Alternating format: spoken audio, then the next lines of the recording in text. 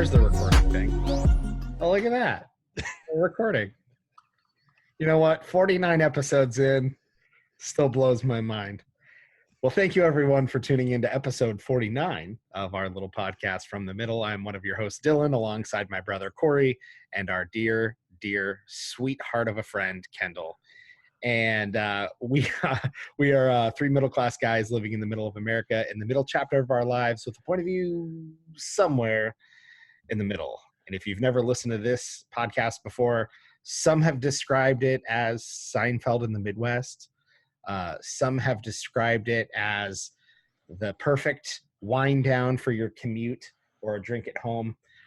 Or a friend of mine who recently stumbled across the podcast, a former coworker, texted me, and I'm going to quote him as to what he thinks of our podcast. He said, "Listening to From the Middle is like having a fresh cup of rich coffee on a lightly rainy Sunday morning with the sun peeking through the clouds." Thank you, Ted. It's nice to know that our podcast is like Norah Jones and a warm glass of milk. So welcome to episode 49 of From the Middle. I'm going to quote the guys from the Never Gets Old podcast who said, and I quote, "They're not idiots." Yes. That's my favorite quote. That is so far. That was the nicest. Yeah. There was more to that. There was more to that statement, but I'm just going to leave it there with "they're not." Man.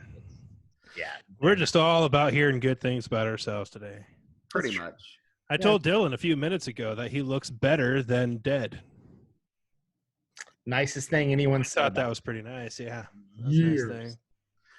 How are you guys doing? What's going on in your worlds? Whew. It's good to see you, by the way, each of you. You too. You too. Zoom is holy cow. I know this is whatever. Kicking a live horse. But Zoom calls, I don't want to say that I'm getting tired of them, because I'm not really, but it's more like it's causing me to, and this is coming from an introvert, it's causing me to want to see people in person. I literally just got done leading a small group for our church via Zoom just now, and then 10 minutes later transitioned over here to my office, and I'm on here with you guys. And even in that call with those people, there was one gal who had mentioned that this was her fourth Zoom meeting of the day. And there's a lot of this stuff going on. It's funny because so with my work team, we're a very client-facing. Our whole thing of doing these summits is in person, and the whole thing is in person. And even for a in-person, highly relational team, we had never, in the 5 years that I've been a part of the team, we've never done video calls internally, just us, right? And so when we first started during this quarantine, we were like, it's so good to see one another, because you spend 5 years being on Skype only, and it's like nice to see people. And because we travel in teams of 3, some of us never get to see one another in person unless we have like an annual team meeting. That wore off very quickly because the first call on our Outlook calendars that wasn't video, we were like, oh, I don't have to smile the whole time. I could just sit back and relax. It's weird. Yeah. My office, I'm working from home until further notice. My office upstairs, I keep a clean shirt up there that I can throw on just for Zoom calls. So regardless of what I'm wearing, I can change shirts real quick and then sit down. Nothing from the waist down, but he's got a clean shirt. I've at least got a clean t-shirt with no stains of any kind that I can wear for my Zoom calls. That's awesome. You asked what we've been up to. I've been watching Star Wars Resistance, which is an animated Star Wars series. And all the Star Wars animated series have changed artistic styles. We can maybe talk about that another time. It's probably the worst of the animated series, but I'm just enough of a geek. I'm watching it.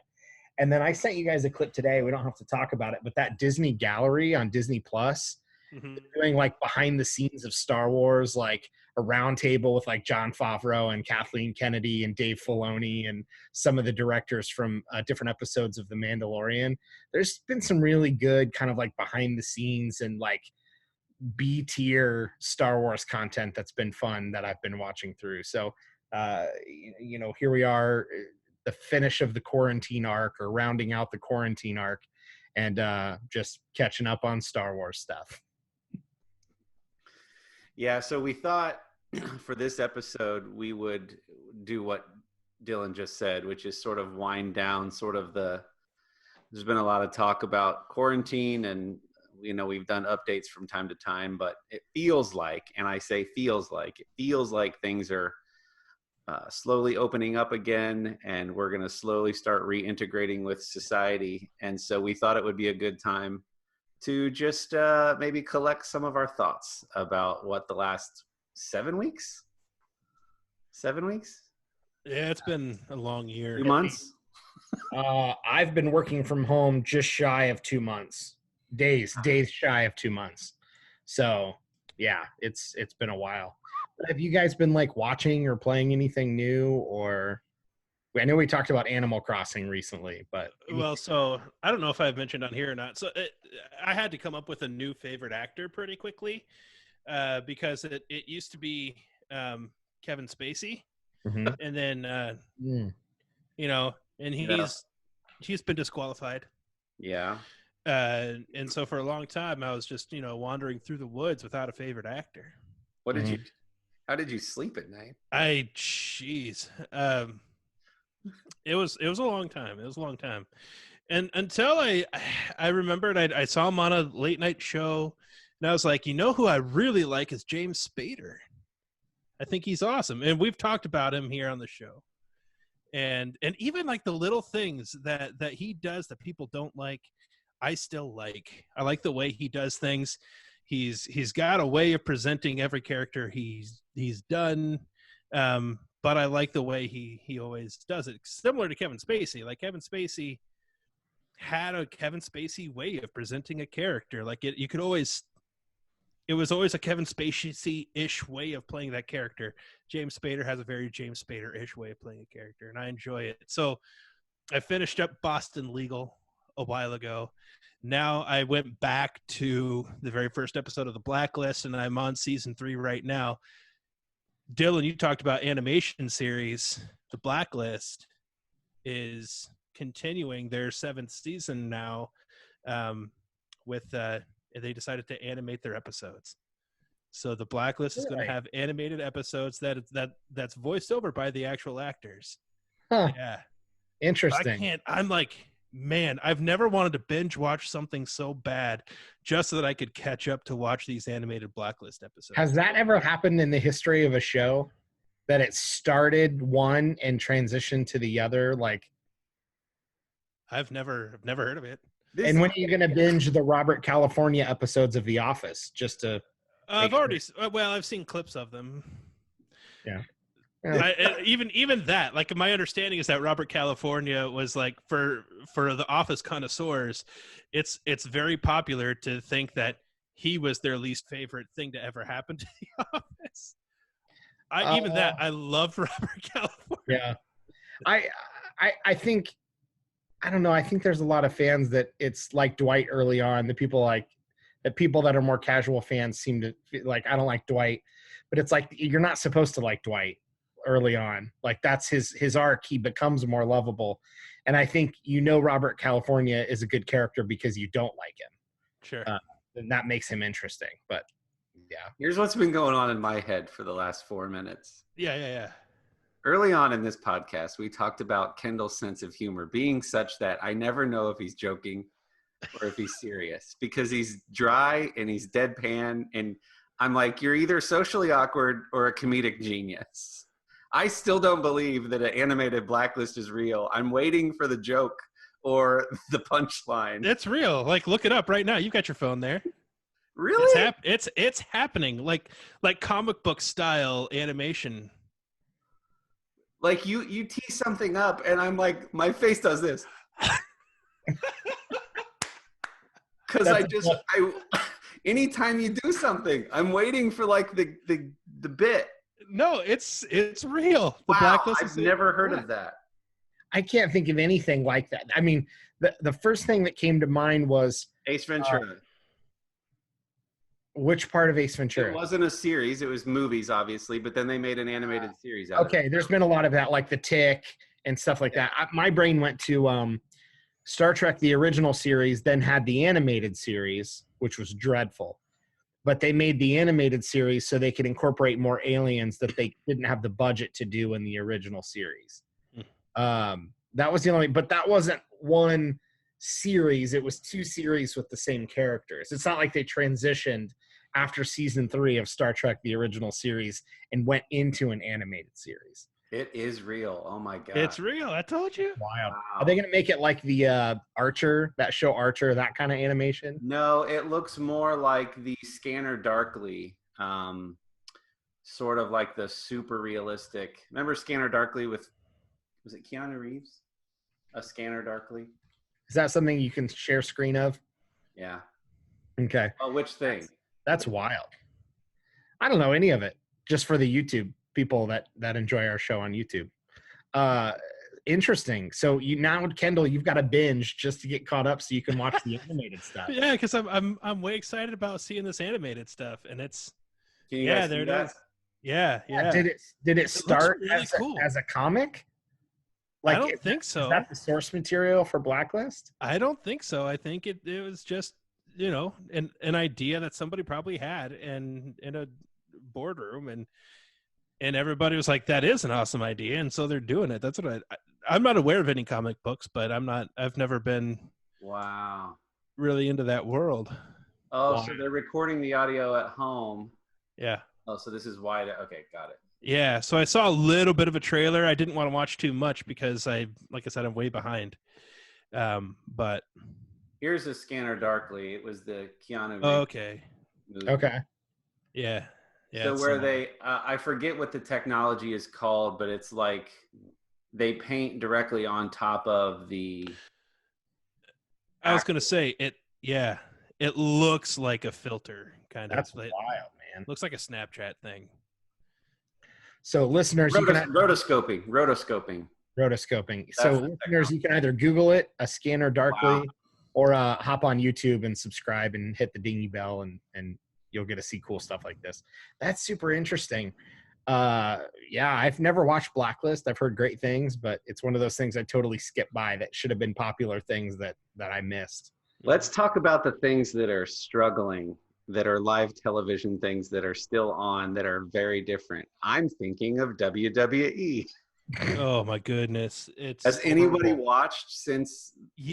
I watched like 2, and like the first one, it was kind of like, that's awesome that they're still doing it. The second one is like, oh geez, they're still doing this.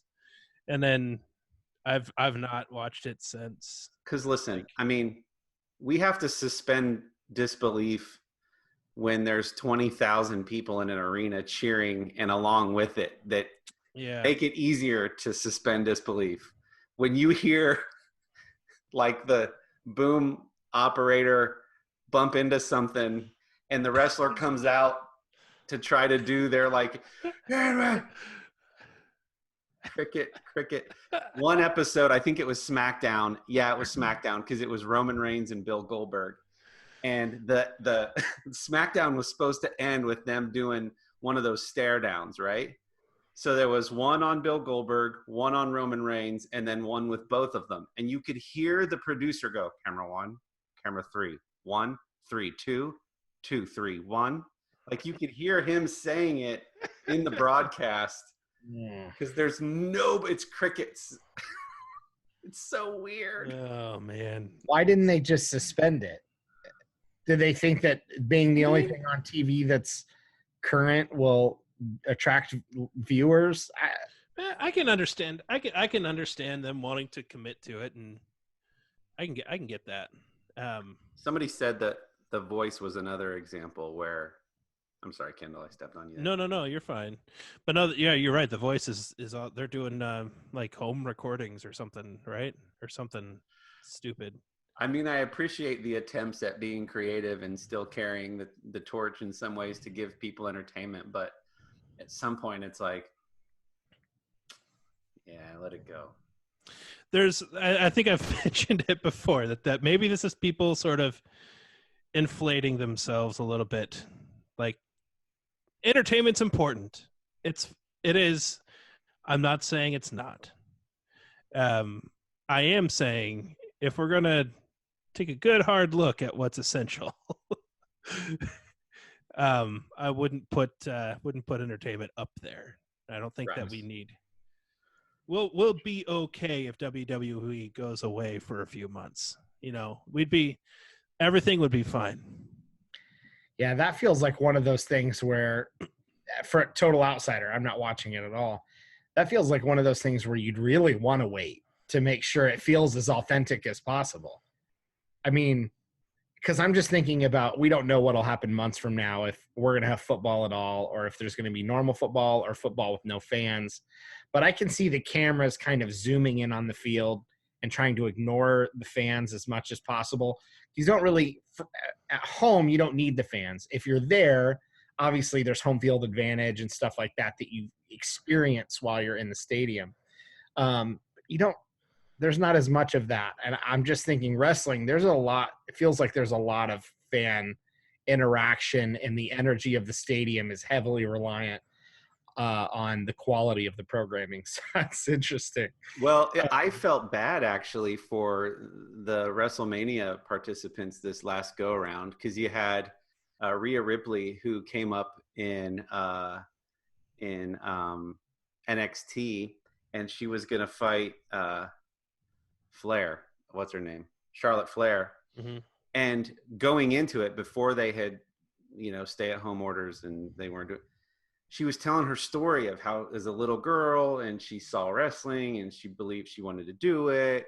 She finally has her shot to main event WrestleMania, and it goes from where it was supposed to be in, I forget where it was, some massive arena, and it gets reduced to the Performance Center, the WWE Performance Center, which is a practice facility. It's a practice facility.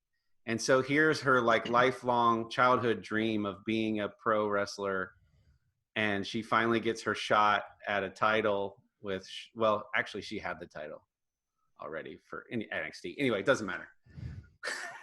And counting titles is kind of silly when you're talking about WWE. It's all about the stage. Even as somebody who doesn't watch but realizes it's entertainment, it's like somebody wanting to be on Broadway during all of this, and then they go perform in front of a camera on some side stage at a university because Broadway shut down, or some huge concert hall. It's still a thing. Like, yes, wrestling might be fake, but you can still want to go perform and do the show. Well, and they still have to come up and practice and prove their worth, and they invest they move and they relocate, and they, Drew McIntyre, Dylan, if you were watching right now, you would like Drew McIntyre. He's this big Scottish dude who comes out to like this heavy metal bagpipe music, and he's just really charismatic, and he's kind of a heel.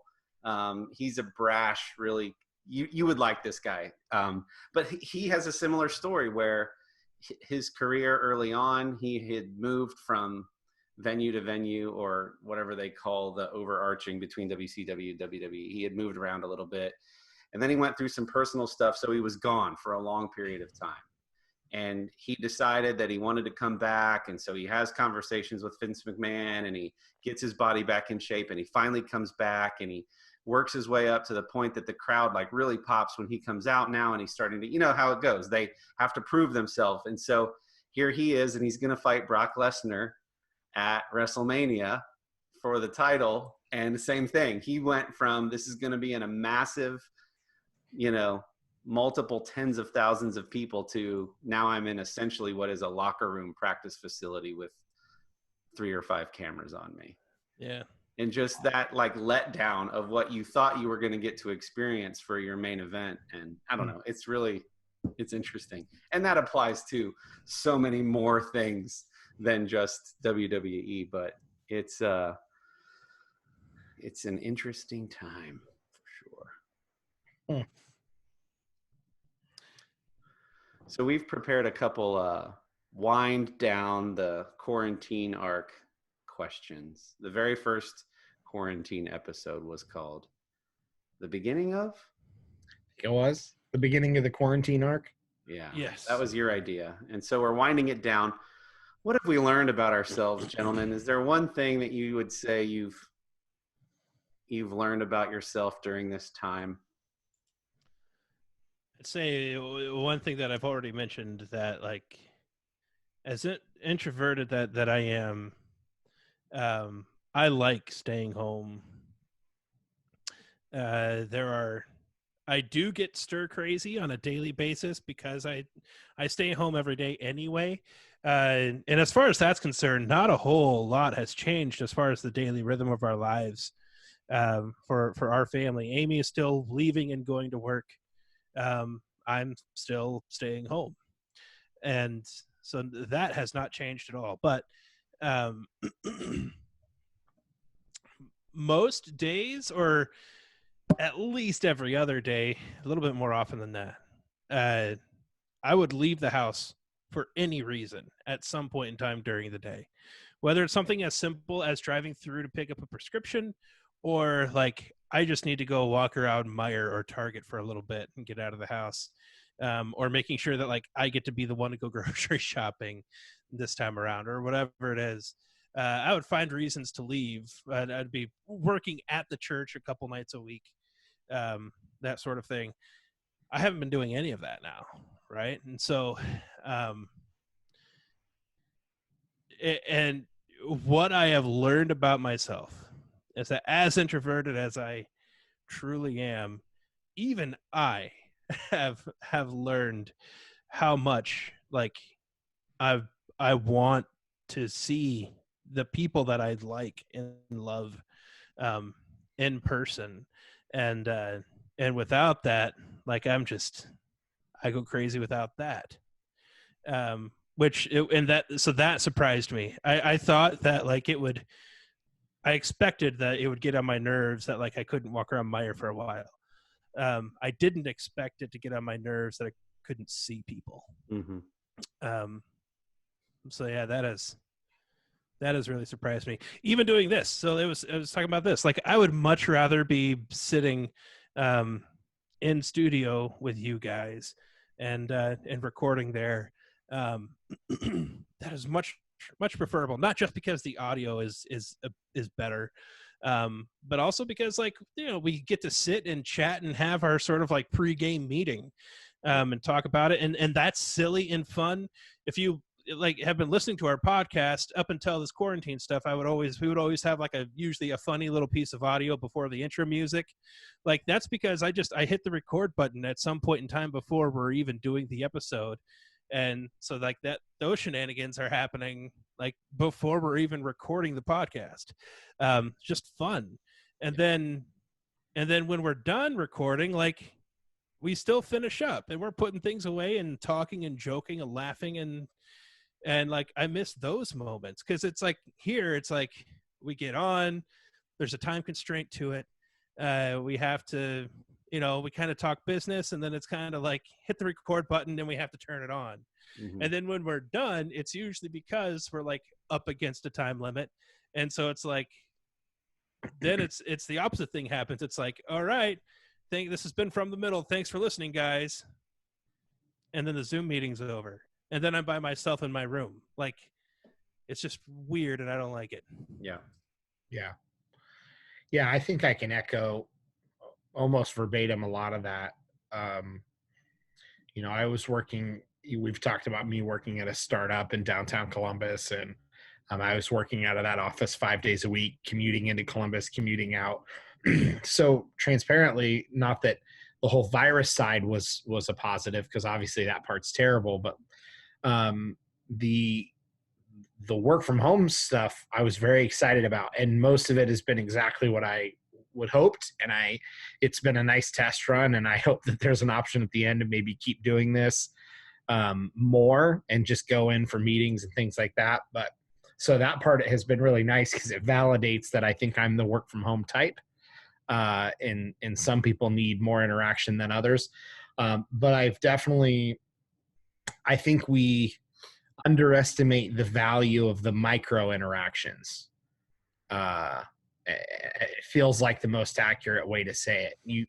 You anticipate missing the macro interactions, the family barbecues and holidays and stuff like that. You expect to miss that. You don't realize that you miss the micro interactions as much as you do. And so I think that part's been challenging, because frankly, there's no way to duplicate it. I mean, it's not, Zoom meetings aren't it. You know, I think the best part of a lot of some of these meetings are if I get on, I'm always on first, 5 or 10 minutes early. If one other person hops on and I can just talk to that one person, not in a group think meeting conversation, but just dude, how's your wife? How's the new puppy? Like, what if you guys watched any good movies? Those kind of things that would normally happen at the coffee station at work or the snack station or the lunch table or whatever. But even that isn't duplicated. It's not the same, And so I think we've undervalued a lot of the micro interactions, and hopefully we appreciate those all more. I know there's a part of me too that sometimes when it comes to social events for work or family or friends or whatever, if you're out a lot, you don't always, you sort of have that like, yeah, it sounds nice, but there's a part of me, I just want to go home, and I think for at least a while, we're all going to be real excited to go to whatever comes up. Like, I don't even want to go to that, but I want to go to that kind of. And I think for at least a while, we're all going to feel that. I think it'll take a while for us to go back to, I don't know if I want to go, a little bit of social guilt built in or whatever. But I think it'll take a while, hopefully, to get back to that. But those are just a couple of thoughts that I had when you mentioned that. What about you? Me, I've been doing too much, self-analysis probably. But the one thing it hit me in the shower today, I was thinking about something that one of my professors said in college about sketchbooks. And he said, we all have thousands of bad drawings in us, and it's important that we get them out in sketchbooks so that when you go to do the real thing, it's one of the good ones. And what he really was saying was practice. But like, you have to get out the bad drawings to get to the good ones. And I realized that my social interactions, like my guy nights or hangout nights with friends or whatever, it's not just like, oh, Corey's a social butterfly and he likes to be out and social. It's like, that's like my sketchbook in a sense. Like, I need to process my thoughts externally to almost test them to see if they're real, like sketch them. So I've come up with this phrase for myself that helps me, which is like, I'm sketching my feelings. I don't know if I really feel that yet. I need to hear it. I need to hear myself say it out loud and go, yeah, that really is immature. Or I know better than that, but I just had to say it. Right. So for me, like my guy nights and bro nights and even hanging out double dates or whatever, like some of that for me is the external processing that I need to do to like rid myself of some of the negative or bad or even good things that it's helping me.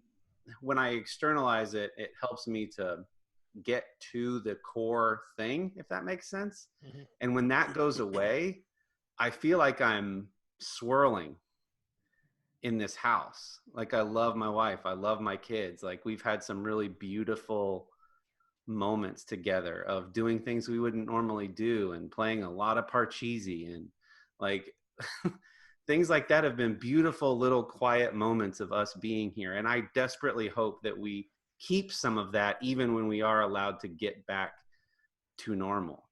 But I've realized how healthy it is for me to be with others. And Kendall, to your point about being with people, like it was my dad's birthday this past weekend, and we went last week and we had a pie and pie party where we took some pizza and some pies, and we were physically distant, but we were on their back patio, and that was really great in one way, and it almost made it worse in another way. Like, it was great to be 6 feet apart and look him in the eye and him look me in the eye and look at my stepmom and her look at us, you know, just the kids got to see them. But when you can't hug and kiss people, it's so weird. And it almost made it worse. So if you long for like physical touch or like affection in that way, it's almost worse. One night, Dylan, you'll remember we were playing this game on your phone where everybody can participate. It's called House Party. And you can play like gestures or Pictionary or whatever together. You're seeing each other. And like, I had to step away from that family game night because it felt worse. Because we were all on our phones talking at the same time and playing a game together, but you just can't replace being together. So I had to step away. Like, you guys kept playing and I was just like, as much as I miss these people, I can't keep doing this game. Yeah. And what's interesting about that is, because you told me that, I think the next day after, I feel like some things are a little topsy-turvy. There's a little more, things are a little more emotionally dynamic right now. So there might be days where that would have been exactly what I needed. And then other days where it's like, no, this is worse. And you just don't know, because things are a little wonky. The new episode of Some Good News came out this morning. I don't know if you guys watched that with the Office cast. I'm a couple behind on that. Okay, so I won't spoil it, but check it out. And I normally watch that with a smile on my face, and I had multiple tears on my face this morning because it's, the world's a little different right now, and we're all responding a little differently. And so, it's interesting. It is interesting. What's one thing you've noticed or observed in others during this time?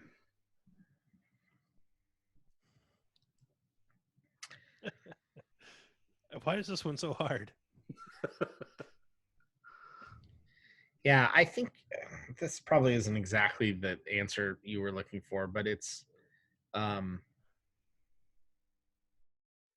just interesting to see how people react in general to something like this. Some people take it more seriously, some people take it less seriously. And I think some of the less serious, I'm not putting anything on anybody. Everyone's different and is going to handle it differently. But even some of the people taking it less seriously, sometimes I think, is that, is there a little fear hidden behind there that you just don't want it to be serious? And it's just, we all process things very differently. And you see that in death, and you see that in all parts of life. We process things very differently. And so it's been interesting just to kind of look around without judgment, because you don't know how some people are going to react to situations like this until you get into them. I really don't think I've internally judged anyone for their reaction that I know personally. I think it's just been interesting to kind of watch, and I think we're all looking forward to getting back to normal, so to speak. But that's been kind of fascinating to observe the various types of reactions to all of this. No, so what's really good is when you guys talk, it gives me an opportunity to process my thoughts and think about what I'm going to say next. It's a listening thing that I've learned.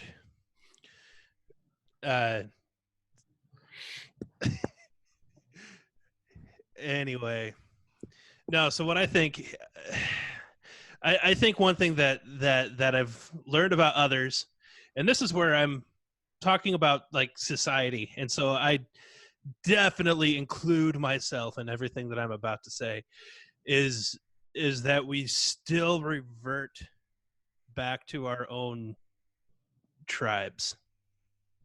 And I've been thinking about this lately, is that for a while, everybody kind of at the same time was kind of scared and on the same page and trying to figure out what this is, what it means, and people were basically nice to each other, and a lot of talk about, let's come together and forget our differences, and that all lasted for like a week or two,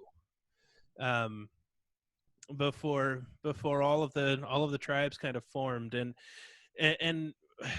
what I kind of think about that is what that has caused me to think is that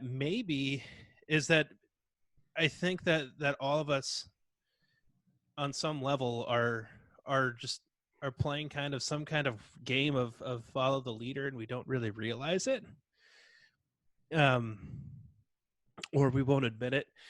And this is all just my own theory, that like for that first week or two, it wasn't it. I think there was something to that want, that desire for people to sort of be on the same page and let the past be gone, and let's work on something together. I think there was something to that,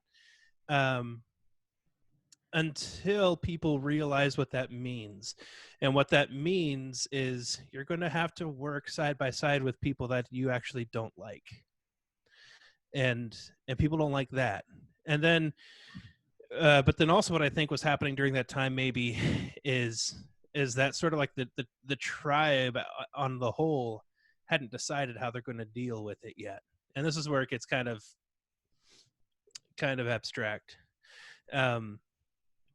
And so like I feel like most of us were just kind of like sitting around waiting for our cue, and waiting to see, like, if you're an anti-Trump person, waiting to see what the anti-Trump leaders are going to do and say about this, before you act. Or if you're pro-Trump, waiting to see what Trump is going to say or do about this before you act.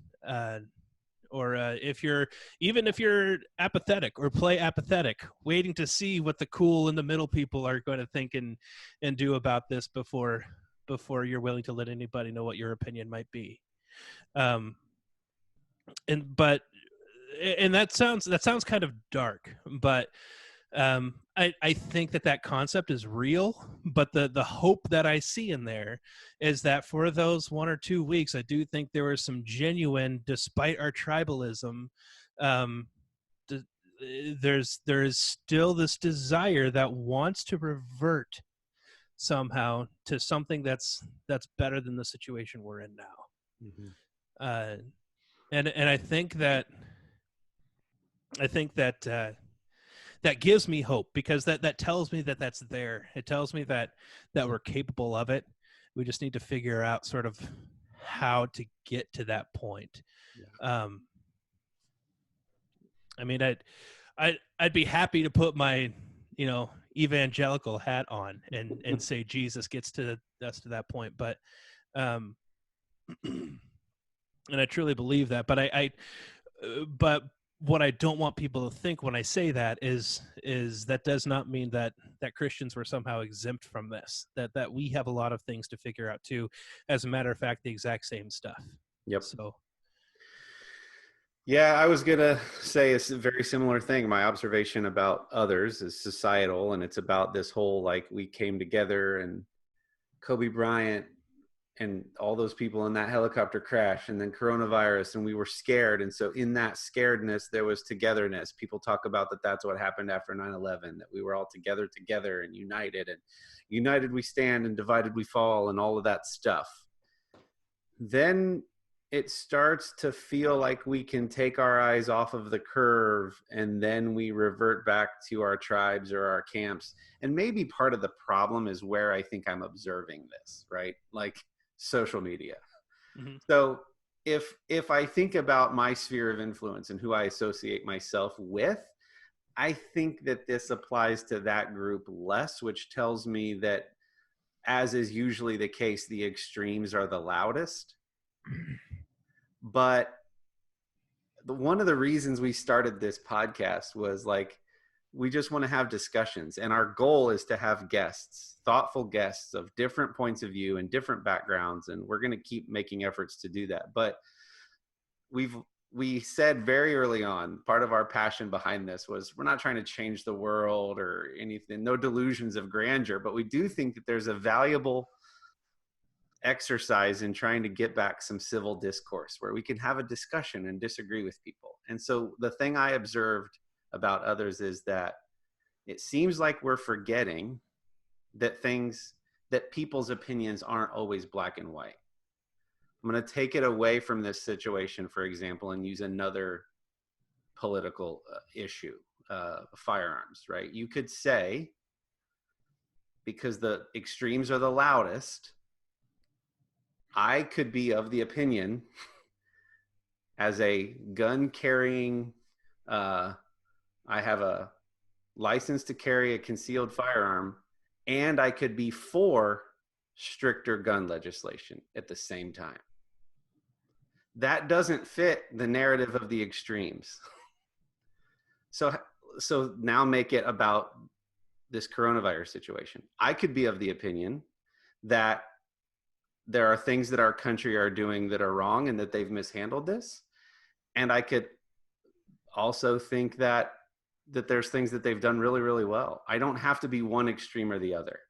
And it's almost like I just want to remind my friends on social media that you can actually share opinions from both very loud extremes. There was an exchange about the church stuff that happened between two people I care about, and I'm not going to get into it, but it was like one person was criticizing all of the people in the Bible Belt that were ignoring the 10 people or less thing and going to church anyway. And somebody said, oh, they got to go to church to get their gold star and tick their box so that they can get into heaven. Now, they were saying that to be funny, recognizing that it's not about that, but it caused this whole battle between family members that were like, I don't think that you have to go to church to tick the box to get into heaven. I just happen to believe that going to church is important for being around like-minded people and being with people I care about. And like, am I making any sense, or am I totally losing you guys? Yeah, no, I'm with you.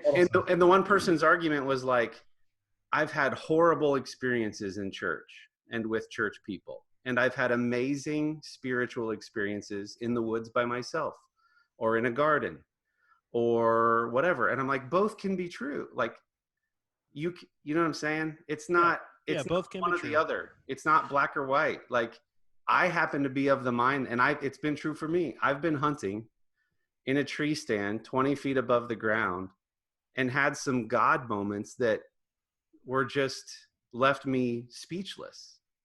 And I just sat in awe of the sunset or creation or whatever. And I've also been really burned by church people. And I can also still really want to go to church and it not be about me ticking a box or getting my gold star, because I think that's you know what I mean? Like, yeah. We love to paint these extreme pictures. And it's like, I just want to remind people, like, maybe it's both. Yeah. Or, it doesn't even have to be both. I think that maybe it's neither. Exactly. I think that misses what I hear, especially with the political stuff, like that's still, it's like people matter, all of them. Mm-hmm. And I believe that we were designed to be in relationship with each other, and we were designed to be in relationship with people who are unlike us. Yep. And I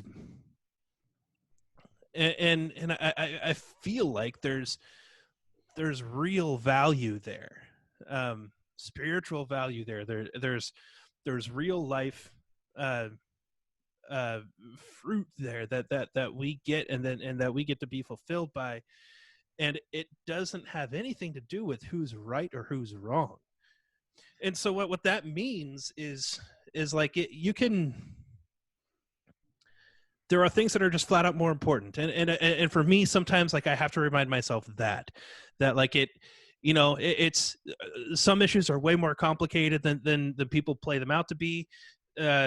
Sometimes a lot of opinions, most opinions probably aren't just black or white, and there's more people who land somewhere in the middle than there are in either extreme.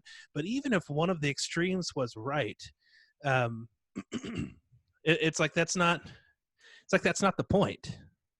And like sometimes, I don't know, sometimes in our search for truth we're asking the wrong questions, I think. Yeah. And I don't know. In other words, like on the gun control issue, for example, I think it's perfectly fine and acceptable to to have the opinion that all guns should be banned. And like I don't think that you're whatever. Like it's not like I can't that's not my opinion. That doesn't mean I can't get along with you. So like I don't feel the need to have to define my opinion as something that's neither of the extremes. I mean, unless we're talking about that, in which case I would define my opinion. But right. But I guess my point there is, like, when it comes to wanting to like band together and do something together, and I don't know, I feel like we should be willing to do that regardless of what our stance on gun control might be. Yeah. And so like at that point, like I don't even care who's right at that point. But you said like people matter, right? And like I think that's the point. Like disagreeing with someone or sharing a different view has automatically equated to hatred. And loving someone in spite of disagreeing with them has like meant like condoning it. Like, you know what I mean? Mm-hmm. And oh yeah, exactly. I'm misquoting the actual quote of that, but it's, you get the gist. And we've managed to not get political in all of what we just said, really, other than to say, like, let's have conversations, like actual conversations. And again, like I said this when I started, I think most people who are learned, people who at least are attempting to listen or be caring, aren't the loud extremes, or at least are open to conversation or hearing someone. It's those loud, choosing to block anybody that doesn't fit their preconceived notion / echo chamber that I just find, like, I want to say, like, there's a whole option you're not considering, which it's not yes or no. Sometimes the answer is maybe. And well, here's the thing. That's still I think that's still unfocused on what I think is most important, because that's saying that because somebody holds an extreme opinion, that means they haven't considered anything else. No, you're right. Yeah. So I think that there might be some cases. I don't think that gun control is one of them, but I think there's probably some cases where like an extreme opinion one way or the other is probably the most proper one. Yeah. Sometimes it is black and white, but yes. So that's what I would say. Like, I want to be able to get along with the extremists. I want the extremists to get along with me. And so it's not their opinion that I think is wrong necessarily that is keeping us from doing that.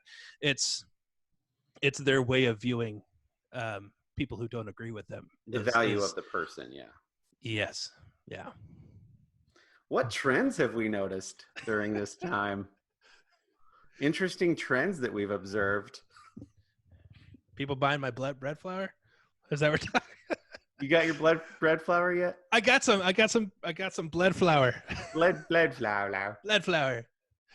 It was a glorious moment when I found some. It wasn't where it was supposed to be. It was like on an otherwise empty shelf, nowhere near the rest of the flour. And so no, that was good. That was good. No, I actually do enjoy that people have been cooking more. I think that's good. I think it's fun. And it's definitely trendy. And I wonder how long that's going to stick around, or people are going to get sick of it. We talk about Sebastian Maniscalco a lot, and I'm a couple episodes behind on their podcast, Pete and Sebastian's show. But Pete was saying, because Sebastian likes to cook and he's good at it, he was saying the regular cooks have to kind of be scared because all they're teaching somebody how to do is cook, but Sebastian could cook and be funny. So like the Bobby Flays of the world have to be going like, I got to reinvent myself during this time. Because the people who do something else but also cook well are like sharing videos on Instagram of their recipes and how they do things, and they're like, their competition just got a lot stronger. That's funny. I appreciate that. Dylan, what are some trends you've noticed? I've been intrigued by, although I've watched very few, the celebrity get-togethers as a reunion of or an extension of some form of entertainment. I saw today there was some kind of Back to the Future reunion. Parks and Rec had a bonus reunion episode. And so it's been interesting to see the guys from That Thing You Do got together to do a rewatch of that movie and with their commentary while they watched it. So it's been kind of funny, people just figuring out what entertainment looks like right now when traditional options are closed. And we've already highlighted that with Blacklist, so I won't go, rehash that. But that's been kind of interesting. And we also mentioned in another episode previously the things that dropped right at the perfect time. Animal Crossing has sold. It's now like one of the best-selling Nintendo games of all time. It's like 7th or 8th of all time with like 12 million copies of the game sold. And it's like it probably would have sold nowhere near that, but everyone needed a relaxing new game all at the same time, and it was like the perfect storm. And stuff like Tiger King, and by the way, that's if we want to talk conspiracy theories as far as where this whole thing came from. Anyway, Nintendo, entertainment industry was looking for a shakeup. I think Nintendo is. Yeah, they should go down to sell more copies of Animal Crossing. Yeah. So it's just been fun. I mean, we've now been doing Home Chef for 6 or 8 weeks or something like that. Yeah, how's that going? Getting meals shipped to our house and following the recipe with the pre-measured ingredients and all that. It's been great. So just little stuff. People are figuring out. We've ordered things from websites we'd never ordered from before to try to get little supplies from here or there, food things. Target delivers tortillas. Bet you didn't know that before quarantine, huh? You can get like 18 packs of tortillas delivered right to your door. Dylan, it's incredible. During quarantine, someone like Dylan is doing research to find out how he can stay home more often after the quarantine. That's right. So it's been really interesting. So it's been fun to just kind of watch the world keep spinning, but it all looks a little bit different, and that's been kind of amusing. Speaking of entertainment shakeups, folks, where else do you get a hard pivot from gun control to Target delivering tortillas? Nowhere else. Nowhere else. You're welcome. It's kind of mashups you hear. When you cook a steak. It's a kind of mashup you wouldn't want to dream of. When you cook a steak and you sear it on hot heat, mm-hmm. It used to be believed that the reason why you sear a steak first before you finish off the rest of the cook is to seal in the juices. That's actually not true. The searing does nothing to seal in juices, but what it does is it activates those juices in the steak, and it causes the liquid to run away from the heat. Basically, the juices will move away from heat. So you throw a steak down on 1,000-degree grill, and those juices start to come up to the top. Now, before those juices make their way all the way through the meat, you got to flip that steak back over, right? And so now you're sending those juices back toward, and then you pull it off of the hot heat and put it on a lower heat to finish out the cook, and you flip it maybe once or twice while you're doing that. What you're looking for when you do that is the moment where the juices from the top and the bottom of the steak have met right there in the middle. And when they get right there, they are absolutely perfect. And so what we have here, my friends, is we have the gun control serious juices, and we have the tortillas from Target juices, and then a podcast from the middle, and those two things meet. And I don't know why we're not getting 1,000 listens a minute. Because steak is delicious. It's mind-boggling. That is. Friends. What about this Friends versus Friends versus The Office? I've seen some stuff lately about like the battle of the greatest comedy sitcom of all time. Don't try to gun control debate me into this one, okay? I can like guns and want a band at the same time. All right. And I can like The Office and like Friends. Oh, you can. I like them both too. I just don't like The Office as much as the average Joe. Yeah, I don't know. I did see the picture of them, like somebody sketched of their two basketball teams, and like Michael Scott and Ross are like at each other. Yeah. That was pretty funny. I don't know. People like to pit things against each other that don't need to be. And I'm not even talking about, because some things have to be debated, right? Like if it's a political issue and there's really only two answers, yeah, and you've got to find a subtle nuance in the middle as your solution, yes, you have to debate it. But this is like, this is the absurdity of like, well, just let a friggin' Xbox sit right beside your PlayStation on shelves beside each other. Who the heck cares? Yeah, Corey. It doesn't matter. Yeah. I mean, it's fine if the PlayStation's better. You can still have them sit beside each other. Or if you need your PlayStation propped up for some reason, you can just put it right on top of the Xbox. Yeah, it's like a nice aerated brick. You can like the Xbox that's not working. Probably you can just put the PlayStation right on top of it for totally higher elevation. So I don't know. I don't know why people are bored and they have nothing else to do, and they're finding things to debate about and conspiracy theories to run off with. That's what we should do. That's what I think season 2 of our podcast is. That we just pick 2 things per episode and we just debate the hell out of it. The first one, like sharks versus sea lions. Go. One of them has to go. Which one? My favorite thing about conspiracy theories is once you pull the first layer of reason back, there's nothing stopping that train from just full bore going down the track, right? So like you can take the person that likes to throw out those conspiracy theories, and then you can just take it to a whole nother level. Just keep asking clarifying questions and enjoy the answers. Yeah, something George Soros is a plant by so-and-so, and you go, what if he's a plant by the lizard men? Like, you can just literally escalate. Once that first layer is pulled back, you just take it as far as you want. It doesn't matter anymore. And that's one of my favorite things about those. Is you have to have one layer of reason pulled back to even have the discussion.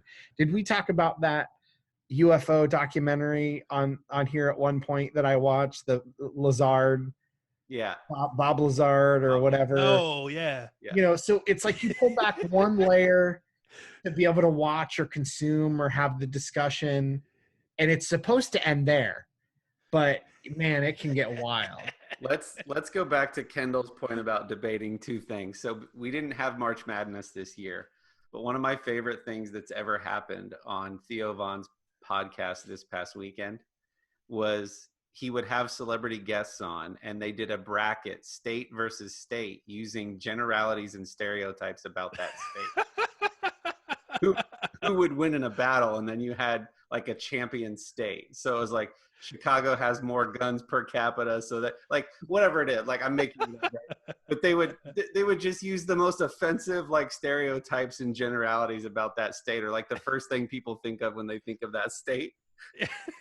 But because everybody knew it was a joke, but to hear people like celebrities that you like weigh in on that was hilarious. That's awesome. Yeah, people do that with sports mascots already. Like, yeah. Well, what if a Wolverine choked on a poisonous Buckeye nut? What about that? You have that discussion already.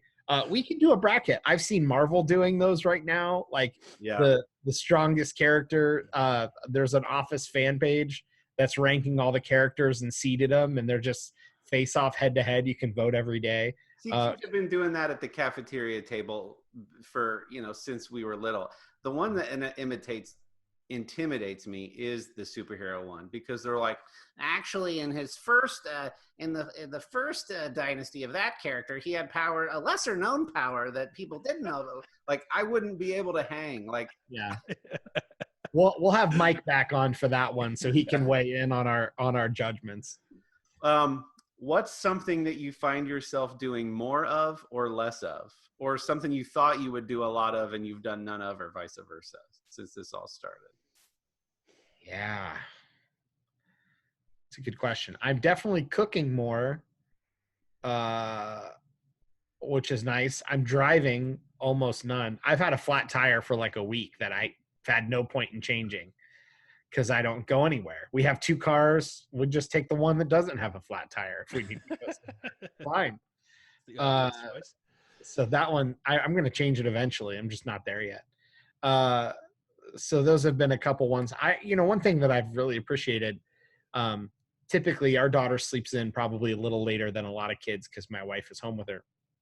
And so usually either the night before or in the morning, I'll see her really briefly as I'm kind of getting coffee and a breakfast bar and taking my vitamins or whatever. And every day I'll just say, can I come have lunch with you later? And I always get a yes. And a couple hours later, I come down and we have lunch. And so, that kind of time that you wouldn't get otherwise. I mean, Corey, you alluded to that with Parcheesi, I think. There's certainly more time, quality time, at least with whoever you're stuck in a house with. And that's been nice. Yeah. I'd say for me, outside of what I've already mentioned with like not stepping foot into stores as often, not a whole lot has changed really for us again, because our day to day, as far as who's here and when, is the exact same as it was before. And I mean, I guess maybe we've used DoorDash more. I don't know. Not. It's all been kind of normal for us, other than I haven't gone to as many places. Yeah. I'm not claiming to be a quarantine hipster, but I did self-quarantine before any sort of stay-at-home order because of international travel. And when that happened, I thought, hey, we've got books, we've got video games, we've got food. Like, I'm going to read. I'm going to get caught up on shows that I'm behind on. Kendall, because we're like you, not much has changed. We both work from home anyway. And I'm very sensitive when I say this because I have to take everybody's story into consideration, people that are furloughed and laid off and are struggling. But I've been busier than ever. And work has been insane. Freelance always picks up in the spring anyway. There's this weird thing that I feel like happens with schools and businesses, and they're like, we need a new brand, something about spring, people coming out of the slumber. They're like, we're ready to do business stuff. And so Sherry, it works a part-time job for a nonprofit. She's been working almost 40-hour weeks. I've been doing 15-hour days every day. I've not read a page in a book this whole time. I just thought in my head, when you hear this could last a while, we're going to be in our home for sure 2 weeks. We'll see after that. I've done a whole lot less of those things. Now, I do play Animal Crossing when my brain shuts off and can't be productive anymore at 10 p.m. And I'll go just sort of veg out and just do something mindless like catch fish and shake apples from trees when there's puns. Do chores, digital chores. Do digital chores. I have a bit of a tragic addition too. I think we've discussed a little treat, so to speak, when we would go record at our palatial studio. I would get frequently, if not always, get Taco Bell on the way to studio on the days we record. I have not had Taco Bell since before the quarantine started because we've done all Home Chef, almost exclusively Home Chef or DoorDash if we do get food out or pizza delivery. So we hadn't hit any drive-through windows to go get last food. night. And so I'm over 2 months now without Taco Bell, which is... They've noticed, yeah. Yeah, their bottom line took a hit, I tell you. And they're going to have to bring those Pacific shrimp tacos back. And you've never been more regular. Well, I was regular before. But anyway.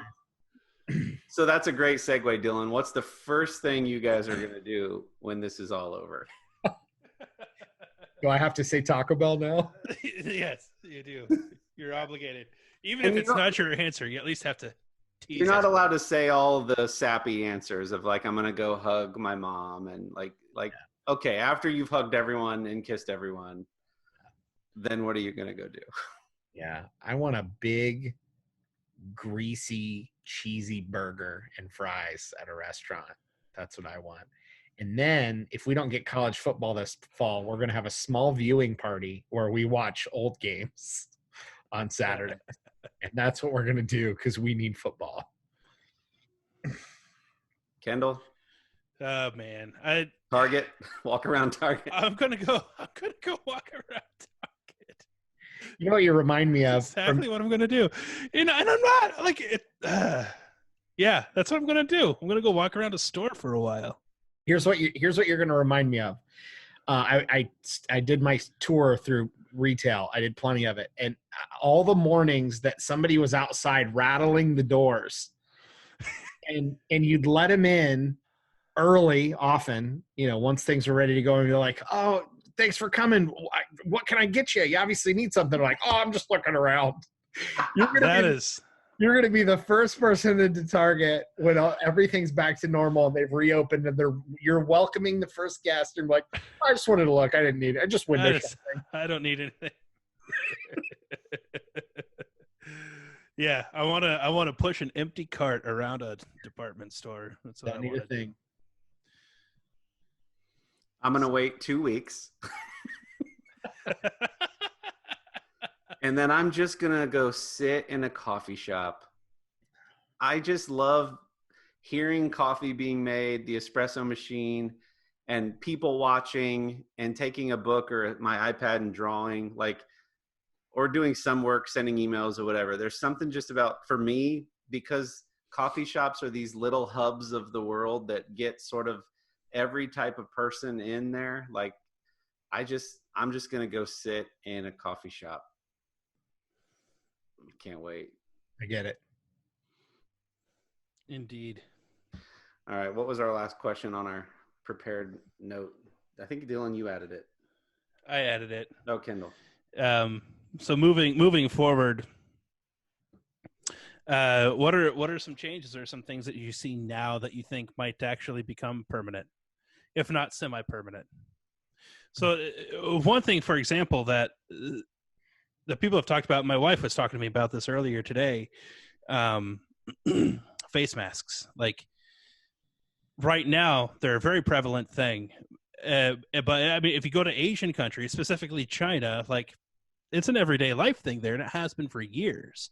It's not everybody all the time, but I guess there's a culture thing where it's a courtesy that if you feel like you might be sick, the courteous thing to do is put on a face mask. And so I'm wondering if we might see that more often. One thing certainly that I believe is that, like 2 years from now, if I see somebody walking around a store in a face mask, I'm going to think much differently about that situation than I would have 6 months ago. Like 6 months ago, I would have thought that person had the plague, and what are they doing in public? In 2 years, I'll just be like, whatever. That person probably has a cold. Or, they're worried about something because a couple of years ago, legitimately, we had a problem. And I'm not going to think much about it. You think we're going to stop shaking hands? That's one of the things. Can we all agree upon something? What's that? Can we all, not us, the world, can we agree upon a different form of greeting that's not a handshake at this point? Are we there? Somebody said the Vulcan salute. I don't really care what it is. But, what's wrong with a handshake? Well, just the whole idea that maybe in a world that has going to have this going around for a while, maybe we should just do away with handshakes. That's where I push back. I will be in camp handshake probably. Okay. All right. I'll be in camp. Come on, guys. Let's just shake hands. Yeah. For crying out loud. We need some germs. Yeah. Yeah. All right. I'll be intrigued. So the world was kind of told for a long time. I'll stop licking my hand before I shake people's hands. Oh, that's fair. Yeah. Sorry. That was one of my favorite parts about Monday nights, but okay. Well, you can still shake hands with Corey then. I'm sorry, Dylan. Go ahead. No, it's fine. We were told for a long time by especially large companies, work from home for most was not possible. Internet providers, cell phone carriers didn't have the bandwidth and the speeds to support that. That's all been proven wrong. Locally, nationwide insurance, they're going 98% remote. They have a big HQ in Columbus. I don't know if it's their main HQ, but it's certainly a big office. And we've now found out that that's false. People can do most people can do their work from home. The internet and the cell providers, generally speaking, can provide the bandwidth to do those things. I know some people here and there have had to, reset modems and routers or, go an hour or two without checking their email. But generally speaking, I think the world's going to look different after this. I think the work from home thing was more fear-based from the people in power of those enterprises. I mean, my observation is that the forward-thinking ones realize that, of course, there are going to be outliers who take full advantage of it, Sure. but no more than they were already on Free Cell or Facebook from their cubicle at your office anyway, and you have less overhead. So Yeah. I think that was just, I'm going to be a little bit ageist and say older executives who were afraid of that move. I think they'll go, okay, for the most part, people are still getting stuff done. Yeah. Or at least I think maybe being open to it. I think in part we made the counterpoint to that a little bit. And that there is value that we might not realize to working side by side with other people. And so what I think, or at least I guess this is more of a hope, is that when it comes to the working from home thing, that places would be open to it. That if somebody is having a bad day, or if somebody's child is sick, or whatever it is, let them work from home. Don't make them pay time off to do it. Like it's a viable option now. So let's be kind of lenient about that. Yeah. Is my thought. Yeah. Yep. I think it was performance and culture based fears that had a mask of it's not possible. And I'll circle back to say we've now proven that it is. So if there's other actual concerns, then let's address those. If that was your real concern, which it probably wasn't, we've now disproven that one. So it'll be interesting to see what happens. Yeah, work and education too. I think education is going to potentially rethink some things or think about how they're structured or how work is done. I think that we'll be unpacking this for a really long time, like processing through what happened, why did it happen, what was the response, what was society's response, what actually worked better during that time, what was, I think there'll be a long time of a lot of finger pointing. Yeah. And a lot of tribalism. Yeah. So that's going to continue, but I hope that we do that with a goal of learning and implementing change for the better. Yeah. Yeah. So when we were talking about like what's going to change, and we talked about our handshake's going to go away. What are you doing? Nothing. Just keep talking.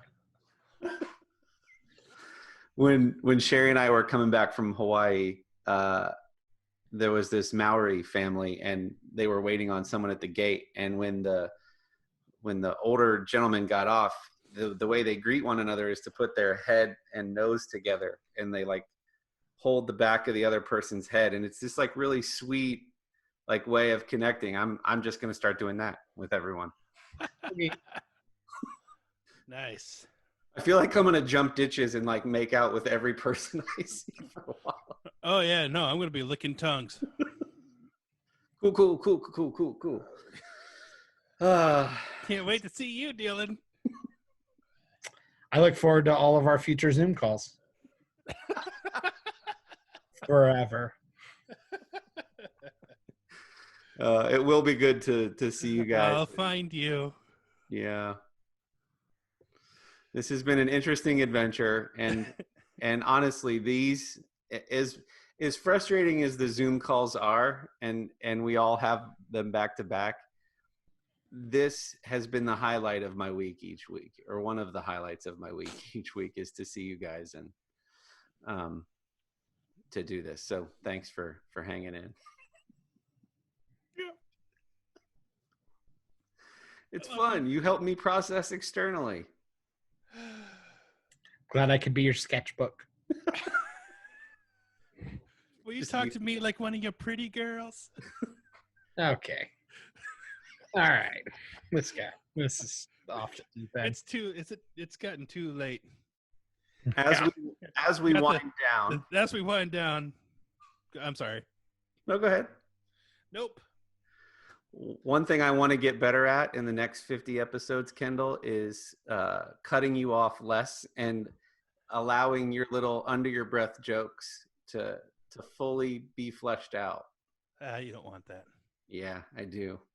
Most of them aren't that funny. They're usually for my entertainment only.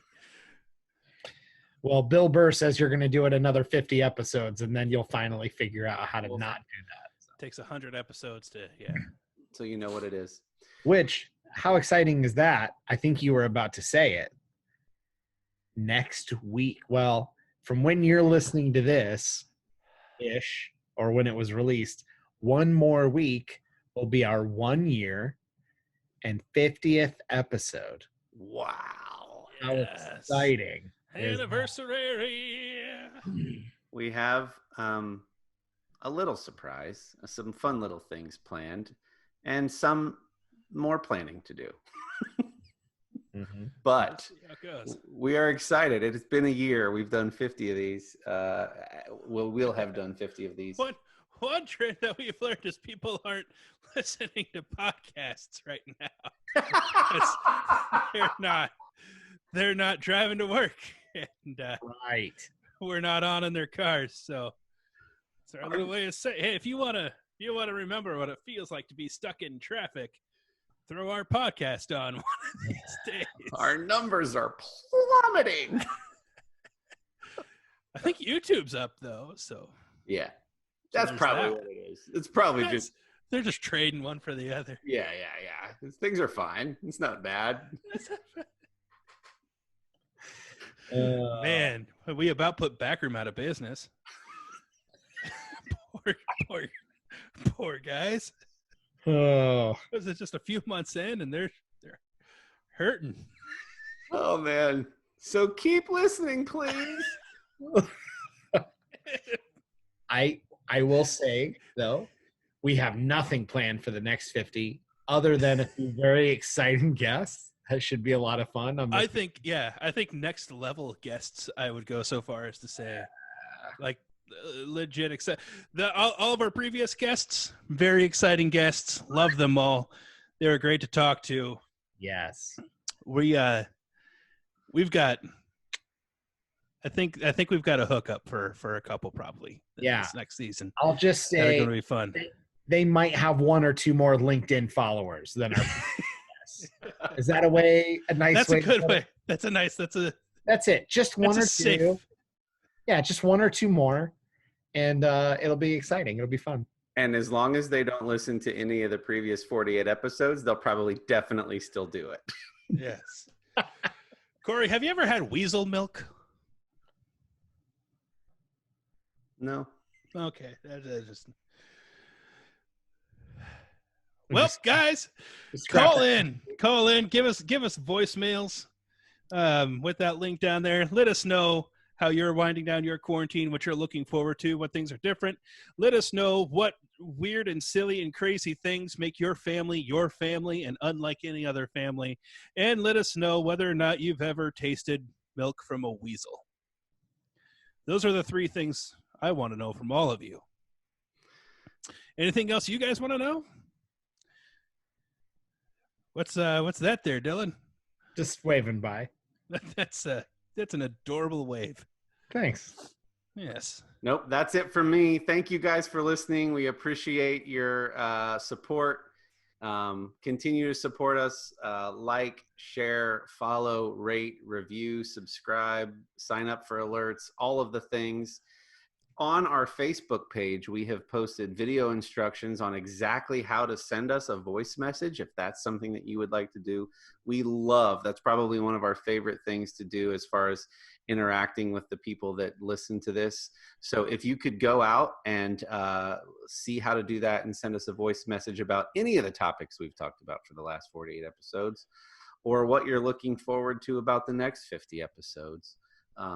All of the things, we really appreciate it. In the world of podcasting, word of mouth and those things really do matter. So thank you for doing that. And this has been episode 49. Thanks for hanging in and enjoying the roller coaster from gun control to Target tortillas.